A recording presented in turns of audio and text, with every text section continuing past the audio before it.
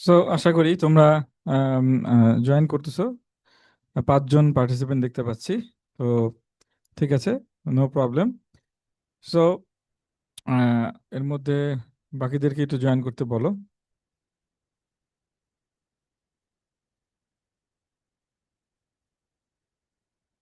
কথা কি শুনতে পাচ্ছ কি না সেটাও আমাকে জানাও, যে স্যার যদি যদি কথা শুনতে না পাও তাহলে বলবা যে স্যার কথা শুনতে পাচ্ছি না এবং কন্টেন্ট শেয়ার হচ্ছে না, এগুলো আমাকে ইনফর্ম করবা। হ্যাঁ, ওকে। তাহলে আমরা আবার আমাদের নেক্সট সেশনটা শুরু করছি। বিসমিল্লাহির রহমানির রহিম।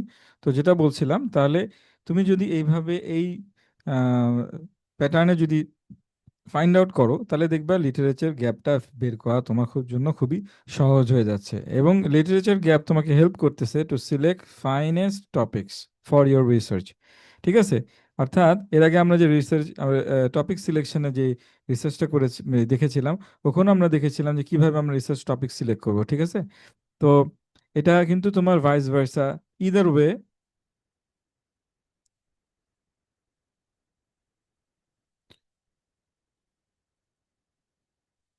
তুমি সিলেক্ট করতে পারো। হ্যাঁ, আমার ইন্টারনেট একটু প্রবলেম করছিল, আশা করি এখন আর করবে না, ঠিক হয়ে যাবে। ওকে।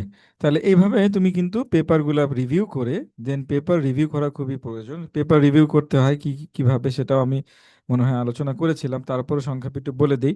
ইজিয়েস্ট ওয়ে হচ্ছে পেপার রিভিউ করার জন্য পেপারের টপিক্সটা পড়া, দেন হচ্ছে অ্যাবস্ট্রাক্টটা ভালো করে পড়া, অ্যাবস্ট্রাক্টের মধ্যে পারপাস এবং ফাইন্ডিংসটা ভালো করে দেখা, দেন হচ্ছে ইন্ট্রোডাকশনটা গো থ্রু করা। আর এরপরে একদম লাস্ট পার্টে গিয়ে রিসার্চ স্কোপ নামে রিভিউ, মানে তোমার রাইটাররা মানে অথররা দিয়ে রাখে যে তারা এই রিসার্চে যে লিমিটেশনগুলো রিসার্চ স্কোপ আকারে দিয়ে রাখে, এবং ওই রিসার্চ স্কোপ থেকে পরবর্তীতে ফার্দার রিসার্চের যে সুযোগ আছে সেটাও তারা হাইলাইট করে থাকে, করে দেয়। তাহলে তোমার কিন্তু খুব সহজেই তুমি ওই রিসার্চ স্কোপে গেলে, ওখানে সাধারণত রিসার্চ স্কোপ হচ্ছে পজিটিভ টোন, আর রিসার্চ লিমিটেশন হচ্ছে নেগেটিভ টোন। তো আমরা রিসার্চ লিমিটেশনটা এখন ইউজ করি না, পজিটিভ টোনে ইউজ করি রিসার্চ স্কোপ।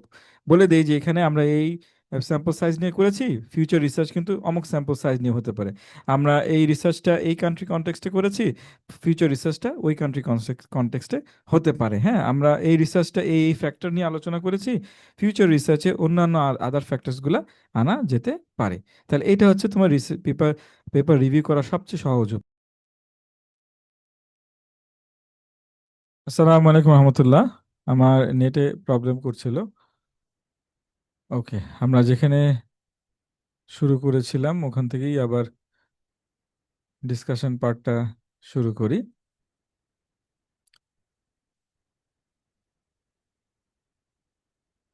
আসলে রমজানের মাস তো, আমাদের ইন্টারনেটও তো